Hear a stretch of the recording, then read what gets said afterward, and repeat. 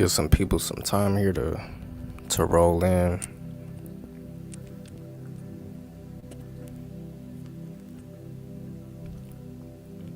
Hope that all is well.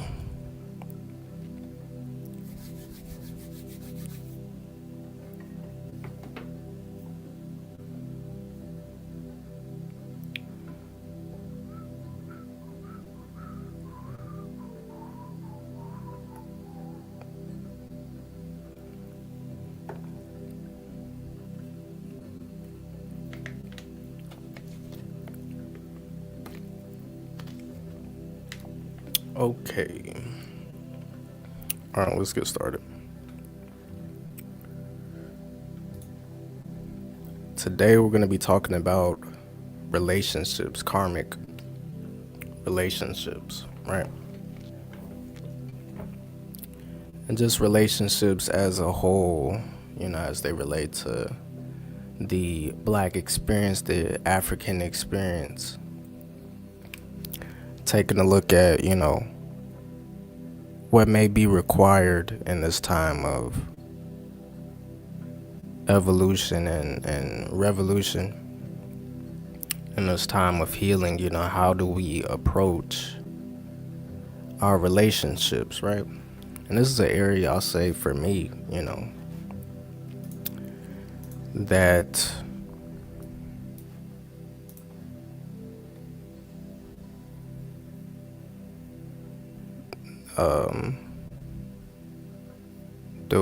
I got audio, right? I should be good on the audio, I believe. Let me see. Check.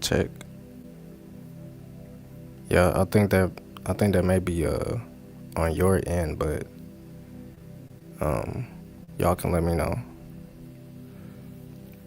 But I got levels over here, so but like I was saying, when it comes to relationships, this is definitely an area of life and maturing that has had a big impact on just my journey, my healing journey. A lot of the things that I find myself dealing with have to do with relationships, right? But specifically, like, these type of relationships that I'm going to talk about today, these karmic relationships, where there's like a deep lesson to be learned, because I believe that, we meet a lot of people throughout our lives, you know what I'm saying? Some people stay, some people go, but we had these people who have a particular impact on us, people who leave a mark, whether they are still in our lives or, are no longer in our lives for whatever reason. But there's something that they taught you. There's something about that relationship that challenges you, that illuminates an aspect of yourself. And these are the type of relationships that we're going to talk about more deeply today. But when it comes to the universe, right? If we look at the observable universe, right, the galaxy that we live in, it has a spiral to it. And I think that a spiral is a really good symbol, a really good visualization for our conversation today, because when we're talking about a spiral or a circular motion in general, we're talking about a cycle, right? A repetition of a cycle. But interesting thing about a spiral as opposed to a circle is that a spiral continues to go more inward or deeper towards the center, if you will.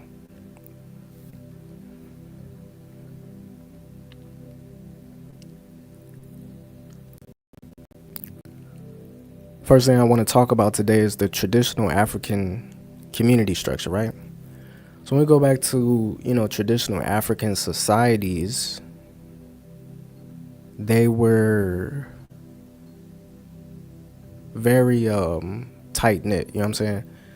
It was about community, right? They didn't just refer to themselves as a community, as a people, like they moved as a people, as a community. And not to say that we don't have that type of thing today, but it's definitely not as present as it used to be, right? So when it comes to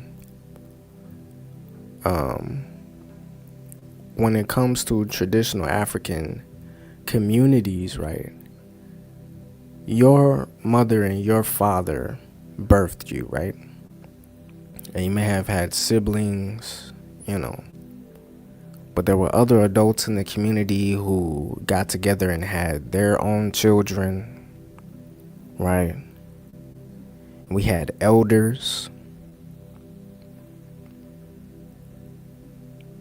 But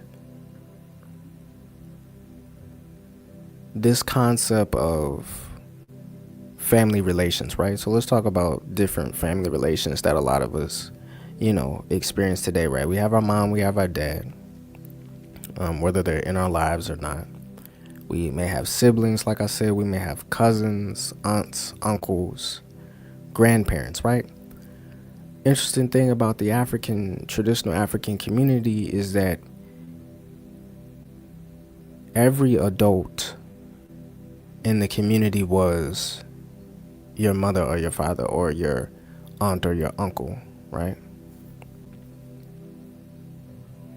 And every kid in the community, whether or not they came from the same,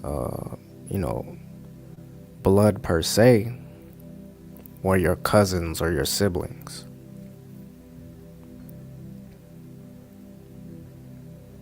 Right? There wasn't really a distinction, and everybody had the authority and the camaraderie to work in that way, right?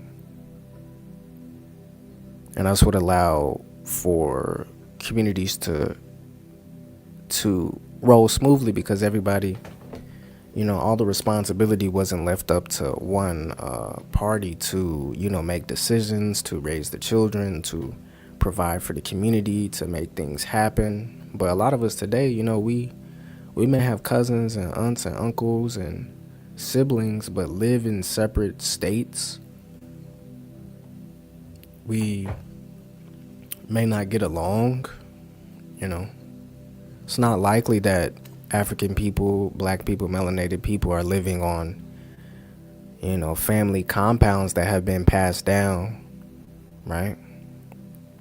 But rather, we may get together in times like family reunions, and, we have this one day or this one period of an entire year where we get together and operate as a unit, right? And I think that's an important thing to acknowledge when we're talking and when we're getting into this conversation of relationships, because the original formation of them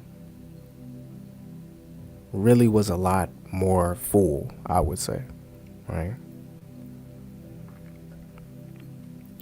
But let's talk about, this concept of karma. What is karma, right? When I say karma, I'm referring to the law of the universe that we've talked about before. One of the 7 laws of the universe, the law of cause and effect, right? The law of cause and effect, says what comes around goes around, right? What goes up must come down. It has a gravity to it, right? What it is that you put out into the universe, or whatever it is that you intend and act upon, somehow finds its way back to you, right? In varying different ways, right? But when we're talking about karma in this context, I am talking about what goes around comes around. What has been set out to be done, comes back around. But in this context of karmic relationships, right, I'm talking about the things that our ancestors have gone through, the things that our parents have gone through, our grandparents, right? The intentions that they had. I always like the quote, we are our ancestors' wildest dreams, or we are our ancestors' prayers, right? The intention that our ancestors had back before colonialism, when we were leading in the world, you know, as queens and kings and scholars. During enslavement, when we were going through the, most heinous of things in the history of humanity, right? But these intentions that our ancestors held and protected through their survival, right? Through their procreation, right?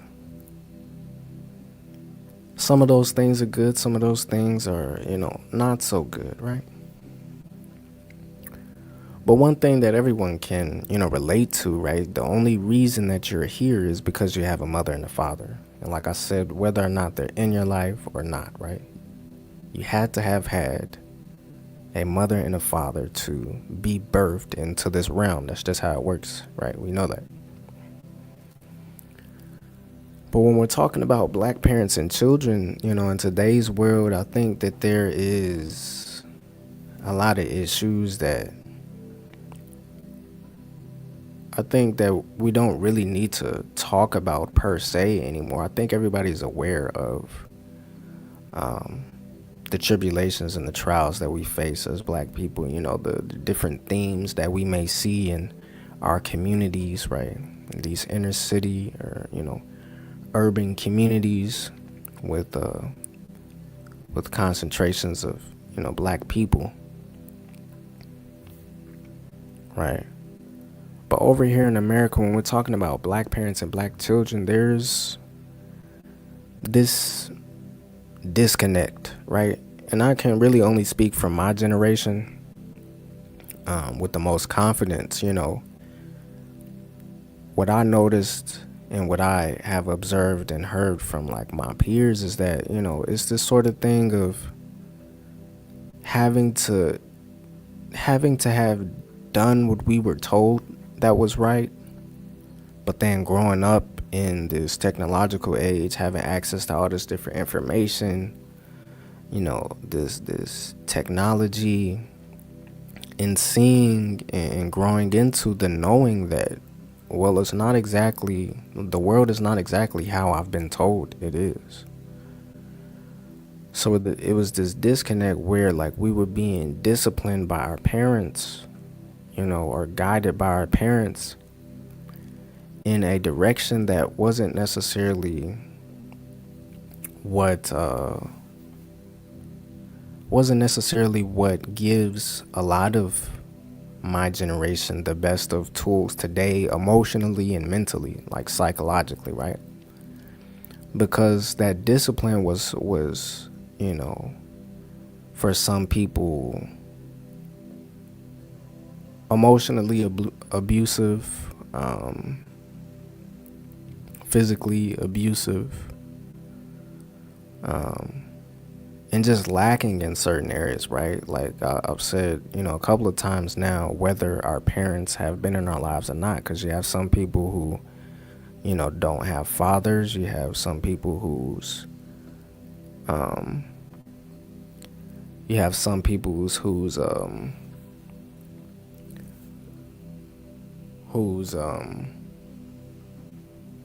mothers may not be in their lives, and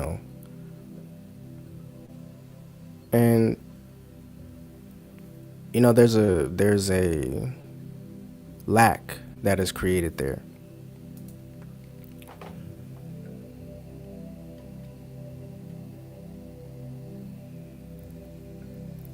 Right.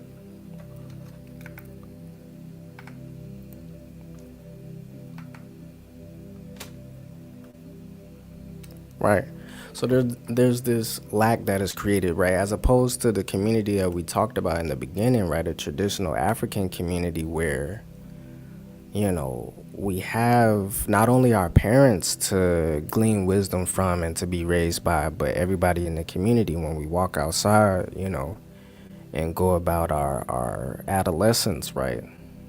Our uncles and our aunts or the other elders in the community were good influences, right? I wouldn't say that that's necessarily the case, right? Today, on a general scale. right? So I say all that to say, when it comes to this relationship between black parents and black children, as my generation and like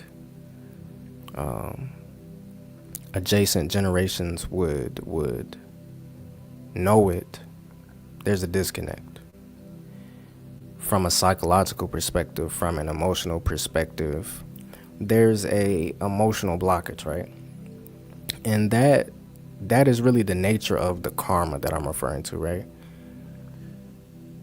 There's this disconnect because when we were in our traditional setting and in the fullness of community, in alignment with nature, and then it was disrupted by a process such as, enslavement. Now the intentions, the inheritance, the wisdom that was going to be passed down was disrupted on a large scale. And then we were enslaved and brought all the way through, today's world, through segregation and all these things, right? But there's this disruption in the way that we relate to each other because our environment is demanding something unnatural of us, because our environment is built from the mind of, the oppressor, right?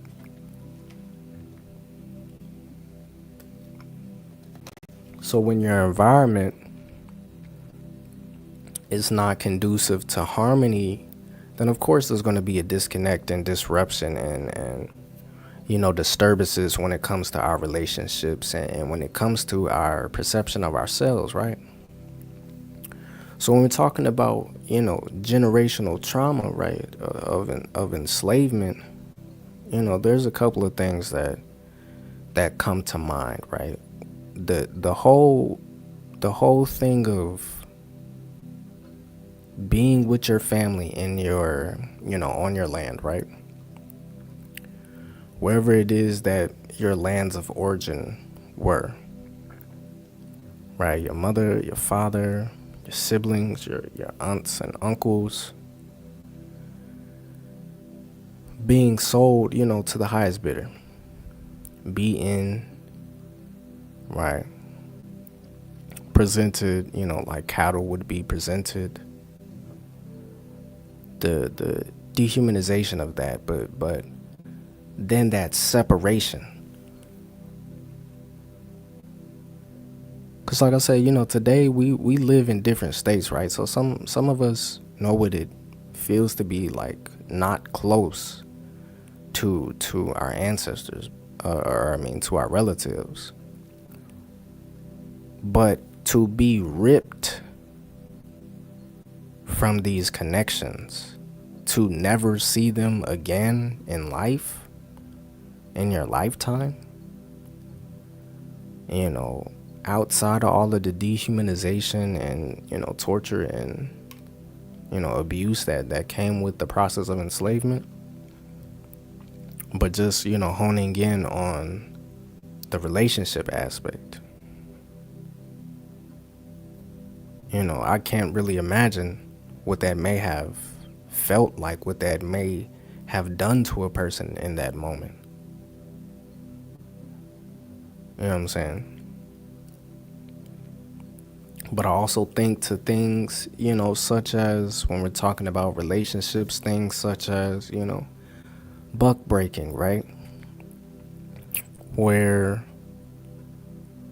these African men would be humiliated,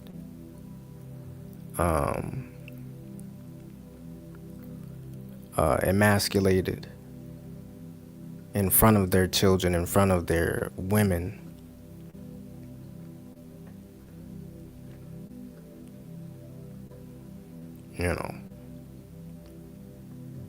Where the women were raped and abused. Right, so we're talking about some very, heavy things that have happened and that continue to happen today, in varying ways. So we're talking about hundreds of years of the disruption of our relationship to ourselves, as boys, girls, men, women,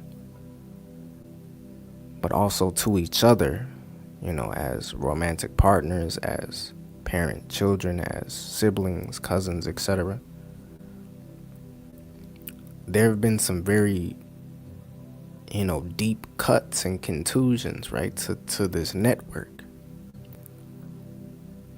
And then, like I said, the system that we live in is designed to never let those things truly heal, which is the importance of breaking out of, this system that we live in, the matrix, right? We have to break out of the ignorance of, who we were. We have to face the pain. We have to face the hard, times that we've gone through, the traumas, right? The shadows, the darkness. But to go deeper into how, those types of things, right, have affected our concept of intimacy, romance, and procreation today, right? So I'm going to define each of these terms, like, from my best understanding, as a 25-year-old person,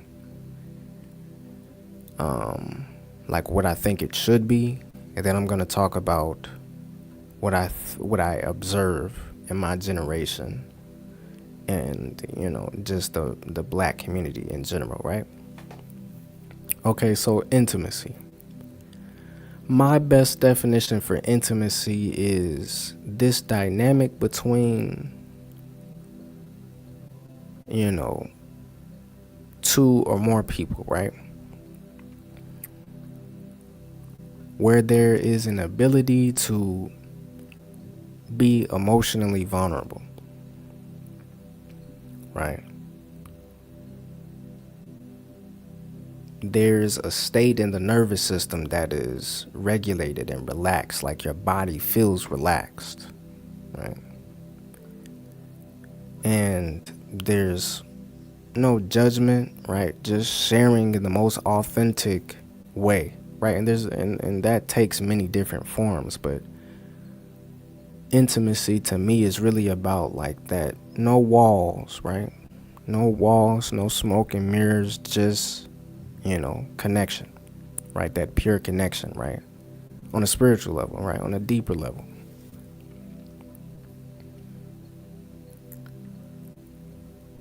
When it comes to romance, right, this is the connection between, two people where, there is a intention to get to know each other on, it requires intimacy, obviously, to enter into romance, by the definitions that I would put on them, right?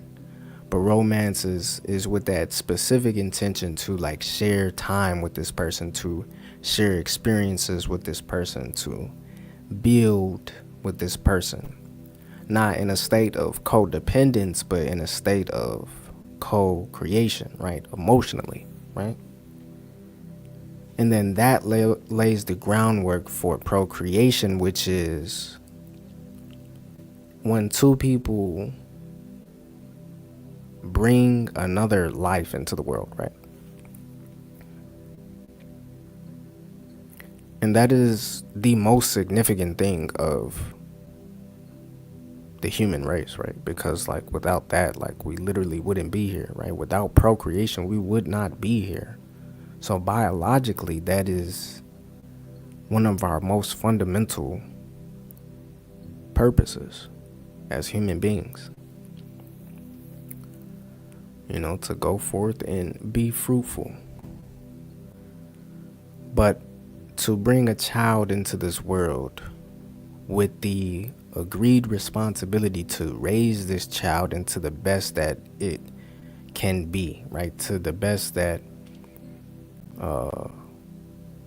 to the point where their purpose, their genius is able to flourish, right? So it is not just the act of, sex, for example, but the process of, pregnancy and birth and then raising the child, right?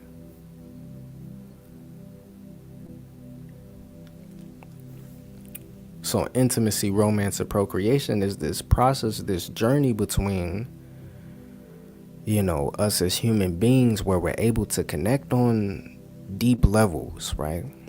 And engage in partnerships that produce the most, divine thing that there is in terms of the human capability, right? Creation. The creation of another consciousness. But let's talk about, these terms as, like I said, I've observed them and see them being interacted with today. When it comes to intimacy, I would say that there really isn't a lot of it. You know what I'm saying? The way that we interact with each other it seems surface level, right? Like we got, these dating apps, and, a lot of people, like, you got hookup culture, but like the time, spending the time to get to know another person, to see how their mind work, to understand how they communicate, to understand, how to interact with them, how, what their love languages are, things of that nature. I wouldn't say that that's a very common thing. I wouldn't say the majority of the Black community engages in that level of depth, because that level of depth requires one to, if you go that deep with another person, like, intimacy requires not only for you to go deep into another person, but for you to allow them to go, deep into the essence of who you are, right? It's a mirror. So if we as an individual don't want to look at ourselves, of course we're not going to be intimate with anybody else, right? Intimacy is not going to be a thing because we don't want to look at ourselves. And, to carry that on when it comes to romance, like I said, I don't think that there is a lot of it. You know what I'm saying? Like, that harmonious relationship between two people, I see a lot of drama. I see a lot of, trauma bonds, baby mama drama, and, things of that nature. And, this is not to say that true intimacy and romance don't exist in today's world, but when we're talking about, like, popular culture, what is shown to us, and what I think a lot of people perpetuate due to, lack of, like I said, going deep into themselves, we are lacking in these areas, right? And the environment that we live in does not lend itself to us filling ourselves up where we are lacking, right? And then when it comes to procreation, people just having babies, right? People just having babies with anybody, people that they don't, really like even, people that they don't get along with, just for just out of the one decision to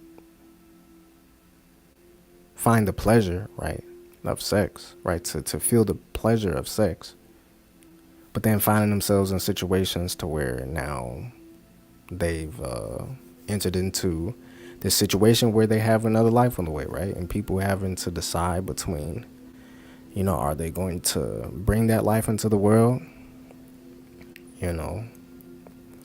or, if they do bring that life into the world, are they going to be a single parent, right? So it's like, it's all these, it's like not a stable situation here when we're talking about these areas, right? And, that is the impact of generational trauma, right? We have these states that are not healthy, that are not natural, being sustained over a period of time, over lifetimes, We're talking about generational trauma. So maybe the only way that you know to be intimate and know how to communicate is what you learned as a child, how watching your parents or the lack thereof, or how they interacted with you, maybe talking with your peers and listening to their experiences. But, we have these sustained states of imbalance, right? And like I said, the fundamental purpose of being here is procreation, right? So we're going to have babies as a humanity, as a people, right? But what is the quality of our relationships, and what environments are we bringing these children into? Are we repeating the same things? Are we just producing more trauma, more mess, more drama? Or are we doing the work on ourselves today? Are we doing the work within our relationships intentionally, right? Doing the healing that we need to do individually and collectively, so that when we do bring children into this world, they will be better off than we were and not have to suffer, right? I think a lot of people focus on the physical, material things, but I think the things that affect us most deeply are psychological and emotional. And there's no greater vulnerability than our relationships, right? In your most vulnerable states of life is with your mother, your father, right? Your adolescence, right? You are susceptible and malleable to everything that is being presented to you, right? So we really have to be, intentional with how we are living our lives, how we are, going about our relationships, right? Which brings me to this concept of, curse breaking, right? How do we break the generational curses? How do we break that cycle, right? How do we not keep going in circles, keep experiencing these same troubled relationships, right? How do we, overcome, past relationship traumas, heartbreaks, and things of that nature, right? How do we restore our relationships with our children, with our parents, before they're no longer here? With our relatives before they're no longer here? How do we clear these cycles so that the spiral of nature can continue, unimpeded, and that we can go deeper into the essence of the Creator and the abundance and inheritance and peace and everlasting life and blessings that has been promised to us, no matter, what philosophy you're coming from? How do we as Black people get to that? Well, we have to break curses first, right? And the essence of breaking these curses come down to the Black man, the Black woman, the Black child, restoring this Trinity, right?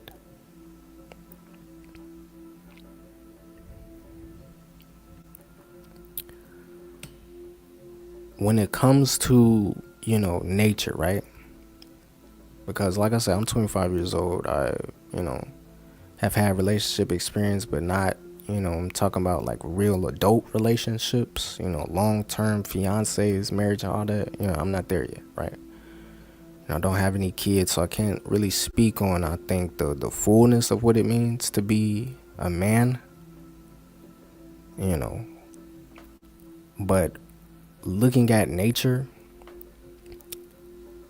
it is to protect and to provide structure.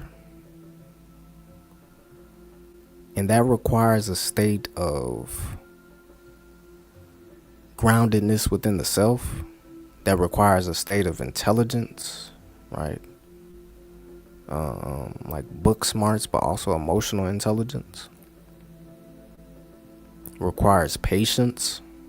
It requires a strong ethical code, right? There's many different temptations out in this world, but if you are to protect and provide for yourself or another being, right? Another person and a child, You have to be able to create a structure or sustain a balanced environment. We as the men control the environment or the structure of it.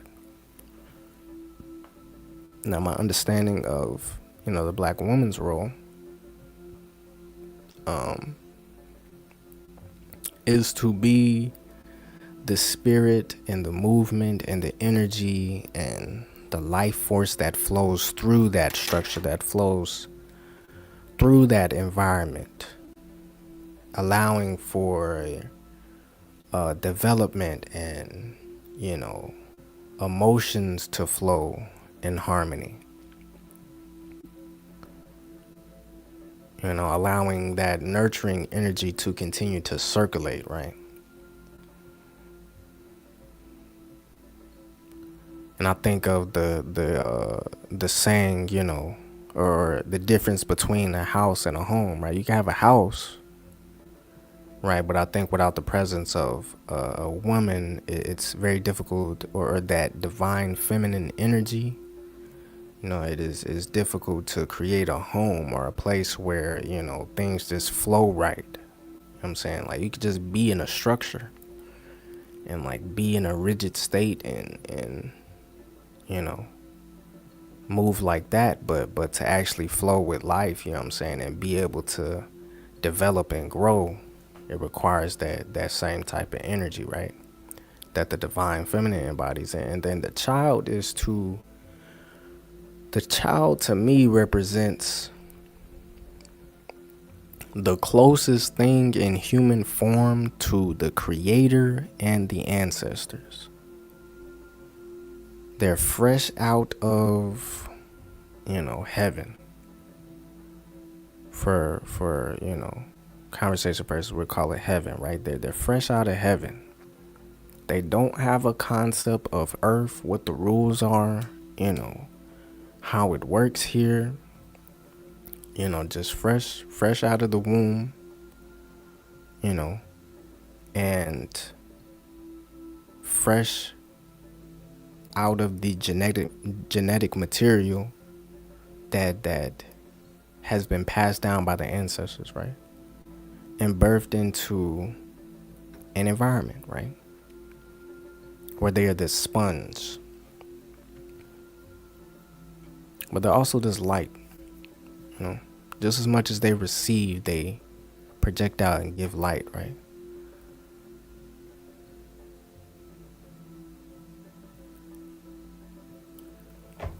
But when we're talking about, this harmonious view of what the black family should be, if we're just taking that most that simplest form of the nuclear family, right? Black woman, black man, black child, right?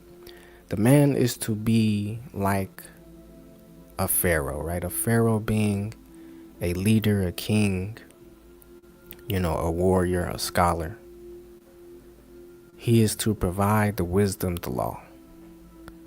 The woman is the counterpart, which represents the deep well of healing, of, emotion, of wisdom, of nature. And then in their union, a child, right, the purest essence of the creator can come into manifestation, right?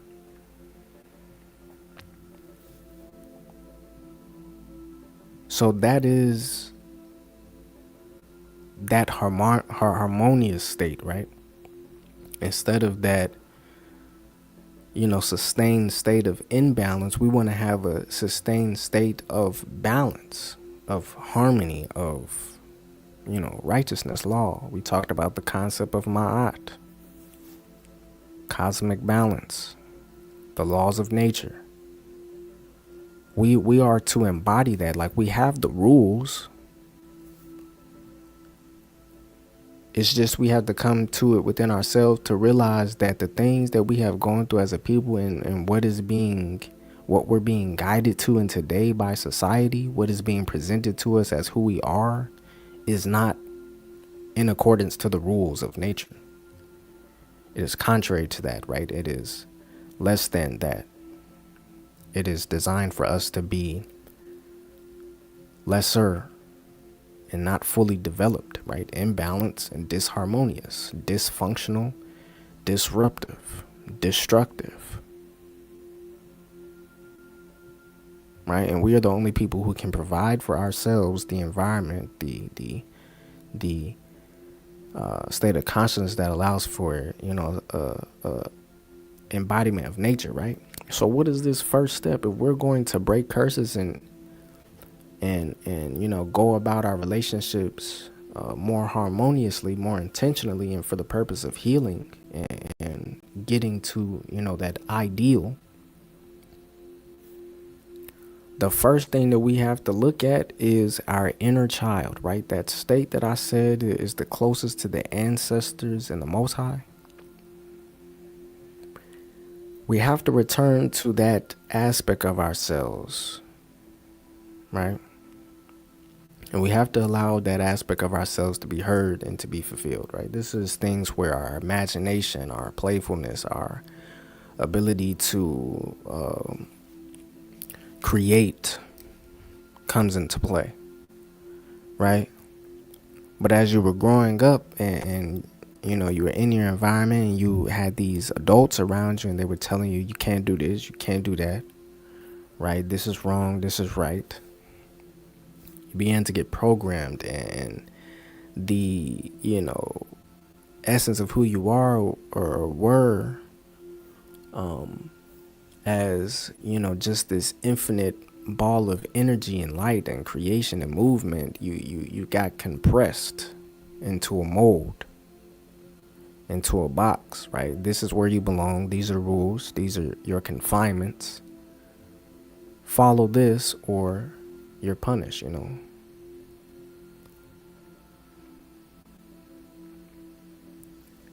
And, obviously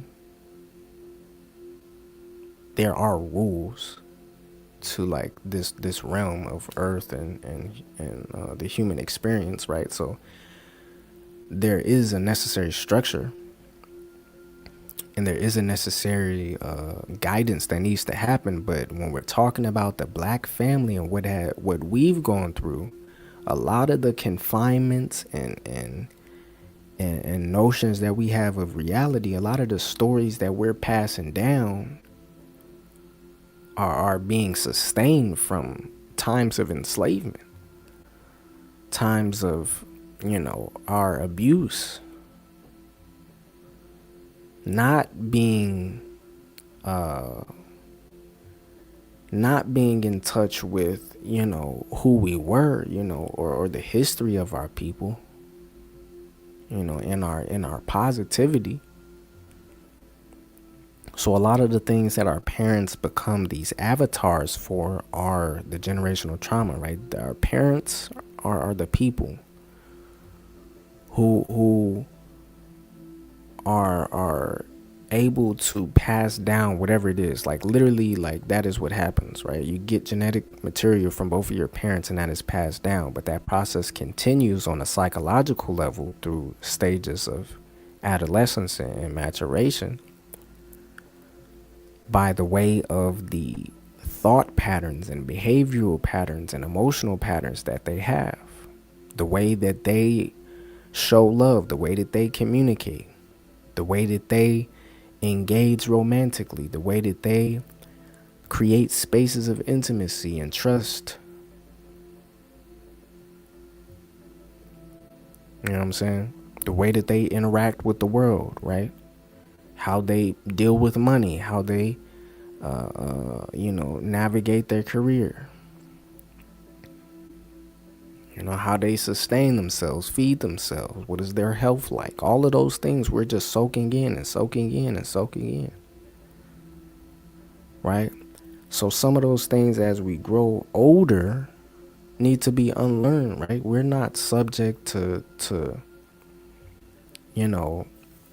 stay where it is that our parents were, especially if they don't agree with where it is that we want to go. The fact of the matter is that if our parents were not in a state in which we see ourselves being in, right? If our parents were in a state that was less than our positive ideation of a healthy, harmonious family, the fact of the matter is some of the things that they taught you have to go. And that's a very difficult thing to process, I believe. You know?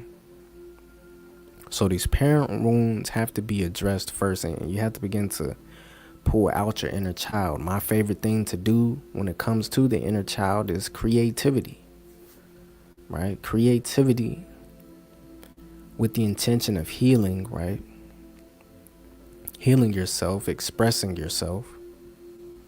I'm not sure what's going on with this focus here, so bear with me.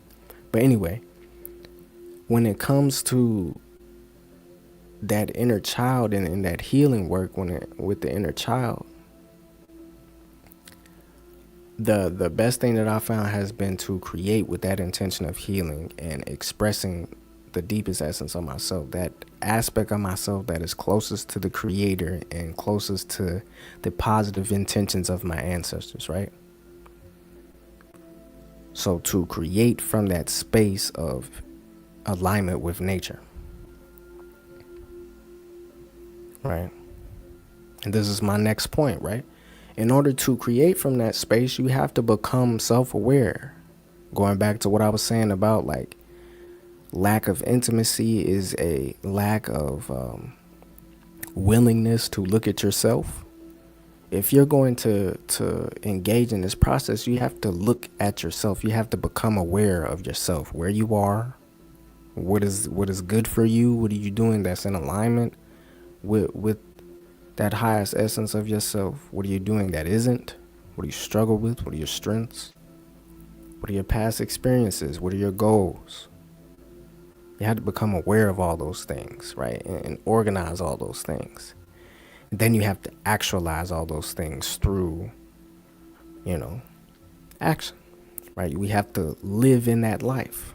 We have to move towards that life. And like I said, my fuel to move towards that life is creativity. And then before we get to the point where we're about to procreate, where we're, trying to find the person that we're going to settle down with, right?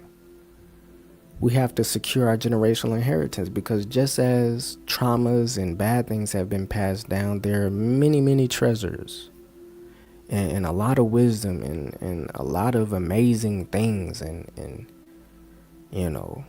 genius, right? There are wonders in our past.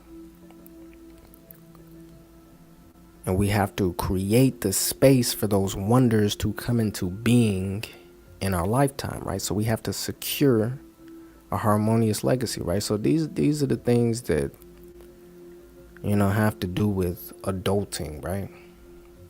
Having things like life insurance in place and a plan for yourself, right?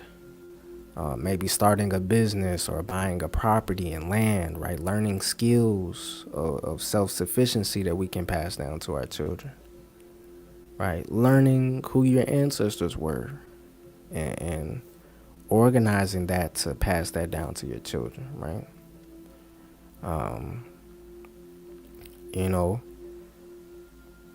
There's many different ways in which someone could secure a harmonious legacy. It just depends on what their goals are as an individual, what they see themselves as, or what is that vision that someone has of a harmonious legacy or a harmonious family, right?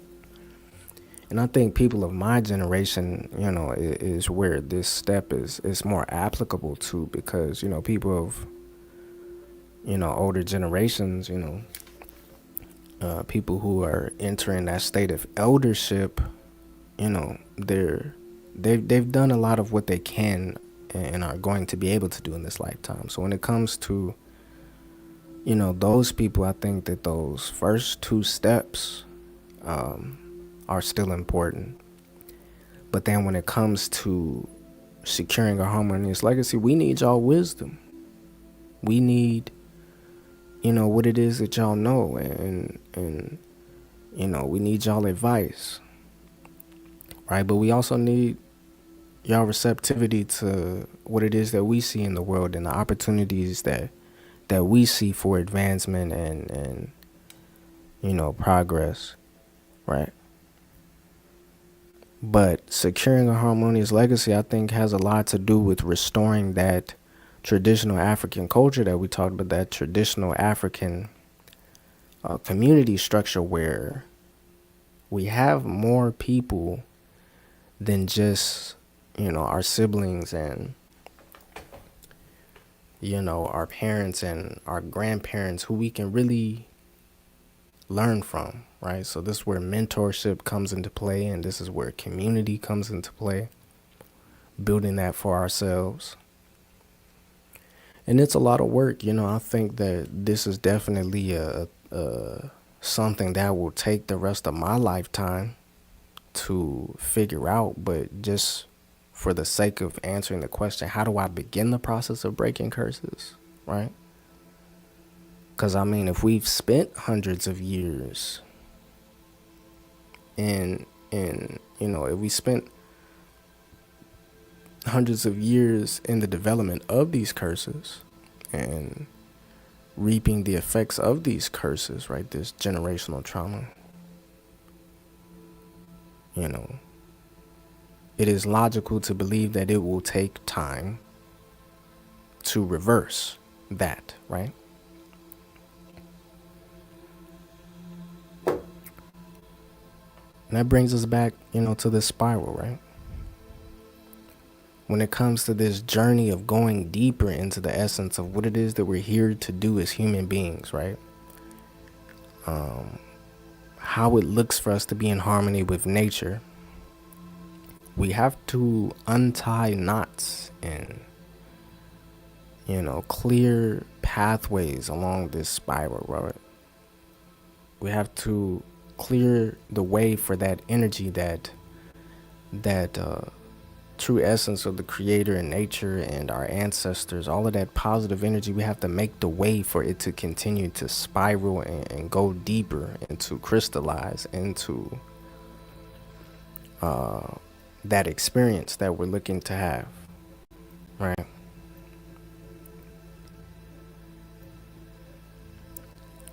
And that's going to take time, right?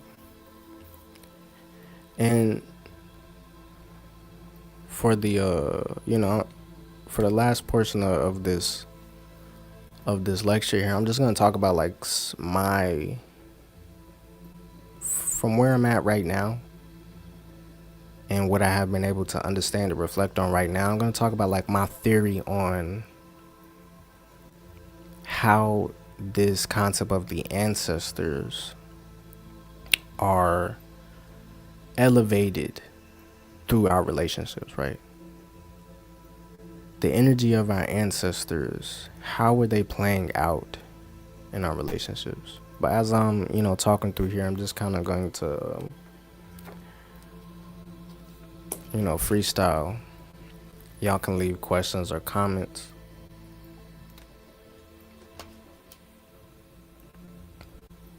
But when it comes to this, like what I've been able to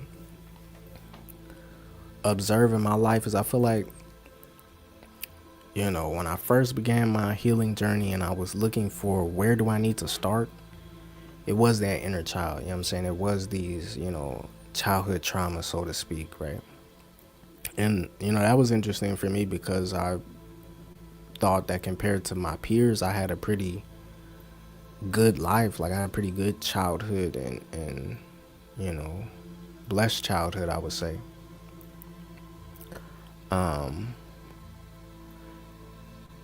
But nevertheless, there was still these very deep lessons that I had to learn from my parents, right? And that I'm continuing to learn from my parents, right? That still affect me today. Not that they're good or they're bad or that, there's any blame or anything like that. It's just the simple fact that I have lessons to learn that have been delivered through my parents. right?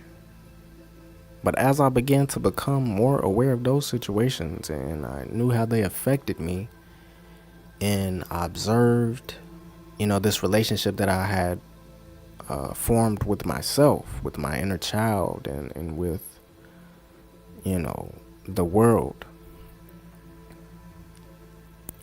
I began to notice how these different discrepancies, strengths, and weaknesses played out in the relationships that I would have, whether they be friendships and relationships. And then I began to dive deeper into those things, right? And I began to have more intense and more intense experiences in different relationships, right? Where it just seemed like certain lessons and certain things about myself were just being, pulled to the surface harder and harder as I began to go deeper, right? And, where that has brought me today is that I think that our ancestors, right? This is, how I experience reality. Like I said, from a literal perspective, our ancestors are the genetic material that has been passed down and the psychological and behavioral tendencies that have been passed down. But furthermore, the way that I experience it, the way that I believe it, is that our ancestors and who they were in their lifetimes across millennia walk with us like in a different dimension, like they're actually here. Some people have dreams,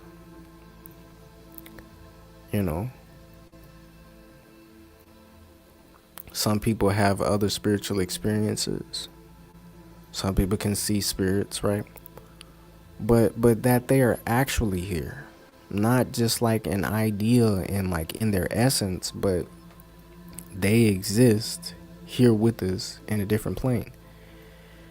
And I believe that they interact with our subconscious mind in such a way, they interact with our environment in such a way, and with, our spiritual essence in such a way that the things that they didn't get to learn, or the things that they really wanted to come about, they kind of like coach us into fulfilling, right?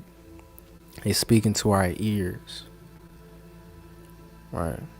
And sometimes I think the way that they know how to communicate, just as you deal with living relatives, may not be a way that agrees with you or how you see the world, how you think about things. It may not feel good or it may not feel harmonious. So that's where this thing of, when we're talking about African spiritualities, the concept of ancestral veneration comes into play, because we pay homage and we make offerings and we give our gratitude to our ancestors who walk with us so that they can be cool, so that they can be calm, and so that what it is that they have for us, that wisdom that they may be able to pass down, can be relayed in a more harmonious way, right? And that when that information is relayed more clearly, more harmoniously, then we're able to apply it in our lives more easily, right? So I think that the relationships that we experience in life are simply our relationships with our ancestors and our relationships with humanity's ancestors, right? Humanity's origins, right? And our relationship with ultimately the Creator, right? If everything comes from the Creator, if we are children of the Creator, all of our relationships are simply a conversation with the Creator. They're simply a conversation with ourselves, simply a conversation with nature, with our ancestors. And I think when we can approach it from that perspective, it's a lot easier to receive lessons. It's a lot easier to gain wisdom, because now I'm not seeing as, oh, this person did me wrong and whatever else, or I'll never forgive this person, I'm going to carry resent for the rest of my life. I can look at that situation and find the wisdom in it, or I can take what I was supposed to take from it so that the all of the extra noise around it that is associated with that pain and resentment and anger can like release. If something had that big of an effect on you and continues to have such a big effect on you, don't you think that you should probably gain something from it so that you can let it go? Don't you think something may be communicated to you? It's not just like, you know, it's not just pain and anger for the sake of pain and anger. You know what I'm saying? Like there's a purpose, there's a design behind these things, right? So I've been trying to like go about and it's definitely helped. I observed myself over the past few years and like taking this perspective that I'm simply having, each relationship I have is simply a conversation with where it is, and I'm trying to go and to continue to learn what it is that I can and gain wisdom and not focus so much on the lingering effects of it all. I like to be present in my relationships and experience them as I experience them, but when it comes to the pain, I don't see the benefit in holding on to those things, right? The pain of endings, right? In order for that spiral to continue, I like to gather the fruit, that has come from that process. And it's definitely allowed me to not linger in relationships as much as I used to, right? Not to be as heavily bogged down by relationships and struggles there. It's just because I'm getting a better understanding of myself and my highest nature. I'm getting a better understanding of the creator within. And with that understanding, getting a better understanding of my ancestors, what they may have gone through, what they may need and want, it's a lot easier for me to move on and to continue the process, right? So that's just my, little spiel on how I've been dealing with these karmic relationships in my own life, right? And in addition to that observation and that perspective of relationships, the most important thing has been a relationship with myself, right? The shadow work, the journaling, and, like I said, the creativity, right? And that brings me to, a last thing here before I close up. I didn't see any questions. I do have free journaling prompts in the description that, bring up some of these questions about, how do you perceive yourself? What's your relationship with yourself, your inner child, traumas? What's your relationship with community? And like, where are you trying to go? What are your goals, right? Those journaling prompts are for self-reflection along this journey, right?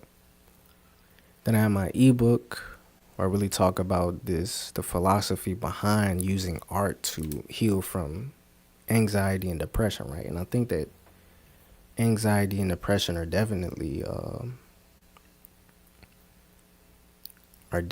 symptoms of, can definitely be symptoms of relationships, relationship experiences and traumas, right?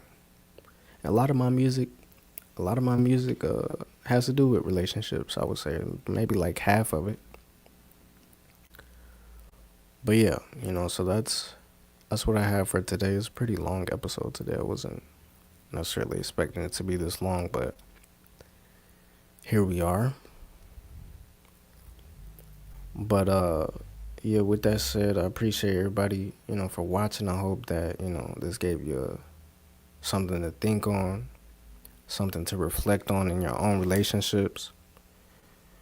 And yeah, happy healing, happy relationships. I hope that, everybody is able to experience whatever it is that they desire in that realm, because it is, I believe, one of the most important aspects of, the human experience, right? And black people deserve to have harmonious relationships, you know. So that's all I got for y'all today. Wish y'all peace and blessings.